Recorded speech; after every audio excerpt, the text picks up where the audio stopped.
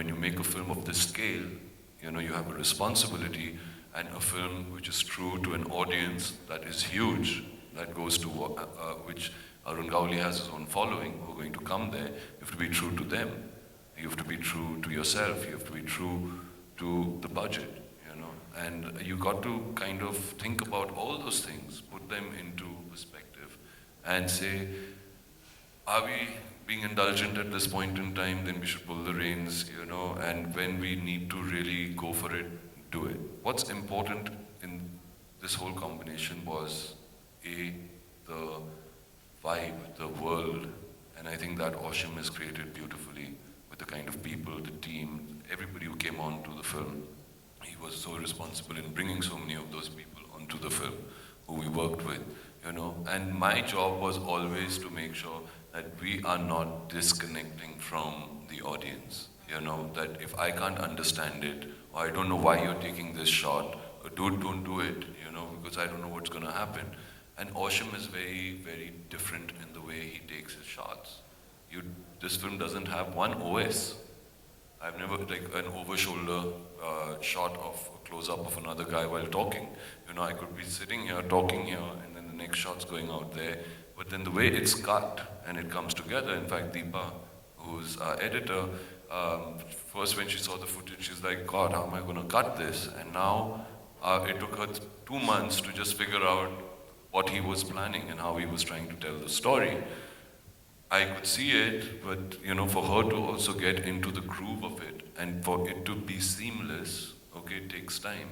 So when you're trying to do something new and different, but at the same time, making sure you're not alienating anybody was actually the combination that we wanted to get. And hopefully we've achieved that. That's what was the key. I think achieving that combination as a director and with that vision, with this subject, was, like you said, a daunting task, but also a beautiful challenge that you've adapted to. But I want to know, as a producer of something like this, I mean, we hear day in and out that independent films are not, this is not independent, but it's not something with a big banner backing you and, you have the whole plan. Did you have a plan on day one? Did you... It's my banner, it will be a big banner soon. It is Kundalini Pictures, it's a big banner, it's beautiful. But did you have a plan on day one of the life or the journey of this film?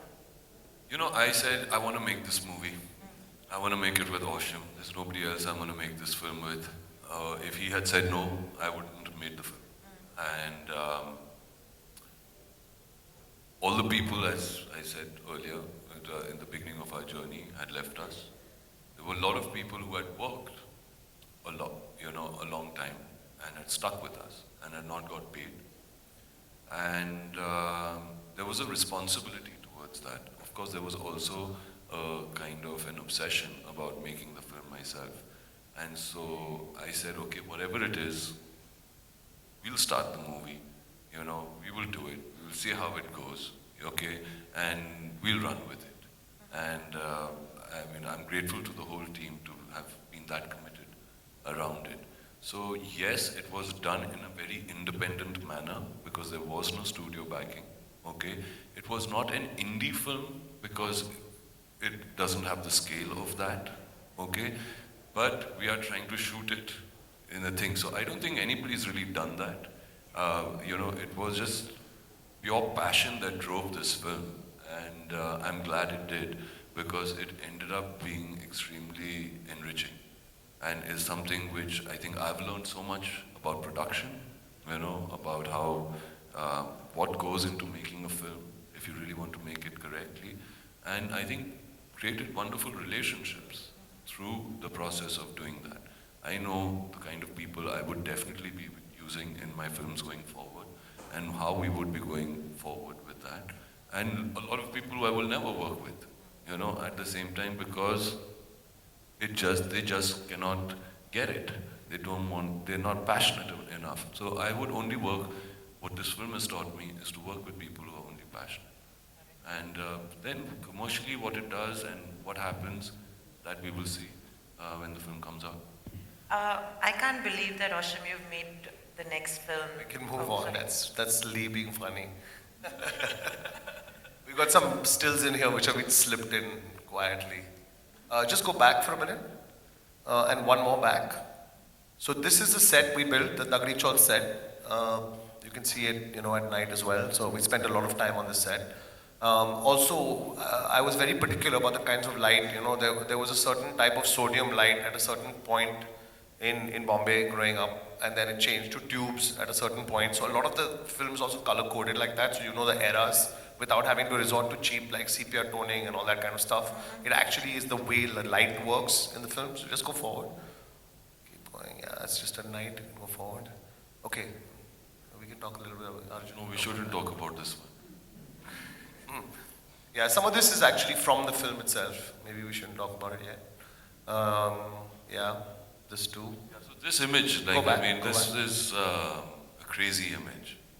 And Osham, I remember, told me, while we were sitting one day and we was working on the script together, that I have this image in my head about, him having his child and a gun in the hand at the same time. And I said, Osham, that's really filmy, yaar. You know what I mean? And it can be like, a gun and the gangster with the baby and all of that. But he said, no, you don't understand it. I have a different way of seeing it.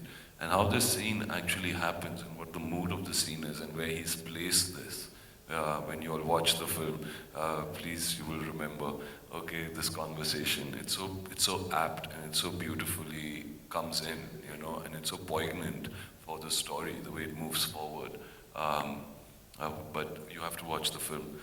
So these imageries are very, very strong. You don't see stuff like that, And I also like the idea, like what happens, right, when a gangster is, and very few gangster movies deal with this. What happens when you're in the midst of a gang war and you have a child? Like, it's an amazingly dramatic thing. And no gangster movie deals with that. Like, just dealing with a family on an everyday basis is dramatic enough, right? So I'm saying, like, what happens when you're actually also fighting a battle and suddenly you have a child and you have to deal with the domestic and you have to deal with this outside world. It's something else entirely. It takes it to a different level, I think, We can go forward. These are just some of the images from, is that it? That's it, I think. Okay, I think we can jump forward a bit. I think this repeats. Go forward. Yeah, that's Jess. Back to camera. Talk about this a little bit. Actually, this is a film that had 2 DOPs on it. Jess shot most of it, but because we shot over 3 schedules, quite challenging actually for a director to have 2 DOPs, especially with such a strong style. I developed a lot of that style with Jess, who's a French Canadian. It was also a very big film for her. She's come from a much more indie space. And Pankaj Kumar was the second, who just shot Rangoon and he shot Ship of Theseus, a lot of films. And he was the second DOP who worked on it. So that's also amazing because when you look at the film now, it's really seamless. You can see some more. So I think there's some repeats here. Forward. Go on, go forward, please. That's Pankaj shooting now. Some of it is shot by him there. Go forward. Talk about this. Again, situation where you're shooting in real locations. These locations are incredible. I didn't even know they existed. They're like people living, and they haven't changed over years. There are people who are tailoring out there. You see a lot of Nike stuff come out of there, and a lot of Adidas coming out of there. And all that's going on in the background. And there's a lot of embroidery, beautiful embroidery that goes towards to France and to all these places. And in fact, Rama, who's one of our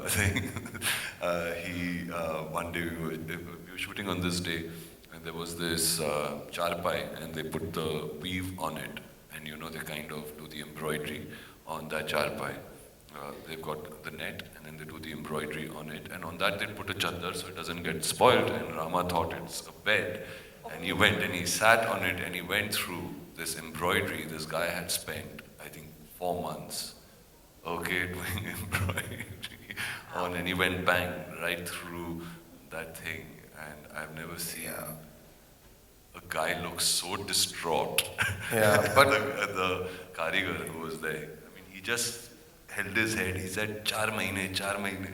4 mahine ke kaam ka, aapne kya kar diya? And this is gangster paradise. Yeah? So you don't even want to mess with these guys. You don't want to rip anyone's embroidery in a place like that. No, you don't. And actually, we did end up having to deal with the repercussion of it quite badly at the end of the. But we will get into that some other time, I think. I think this is all very exciting. It looks great. Next steps, I mean, we're waiting to see it. Do we have dates? Do we have a release? So yeah, I think one is definitely to take it to Cannes, and that's where hopefully we will go first, and then after that, it's such a jumble of dates. There's so many films we made, so you guys kind of have to find the right date. But I think you will see the film in July. That's what looks very realistic right now. I think by mid-July we should be. We'll give you a date in about a week or two, but I think by mid-July we should be ready to come. So are you planning, and of course, I mean, I'm not surprised if we're going to see this in Cannes because, I think all of your films have, the last two, been there as well, right? No, not Only John Miss and Lovely. Jane. John and Miss Jane was Lovely, Berlin. Yeah.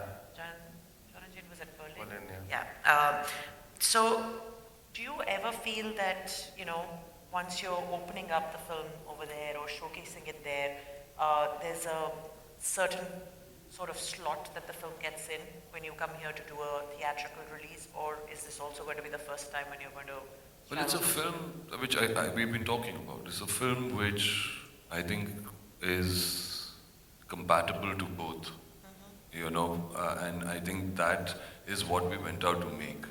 So yes, we're not going to be apologetic about it and say, oh, this is a film that goes to Cannes, so it's going to be this kind of a film, or be pseudo about it. But and at the same time, we're not going to be saying that this is a film which is a story of a guy who comes from grassroots of India. This is the story of that man. We're telling that story in the most truest way that we can. The teaser which you've seen, okay, has got the kind of reaction which I think kind of puts the faith into us that what we went out to do was the right thing. When your driver comes up to you and says, "Dasu hai," okay, and then you have, intellect who you think, from the industry or whatever, who will say, wow,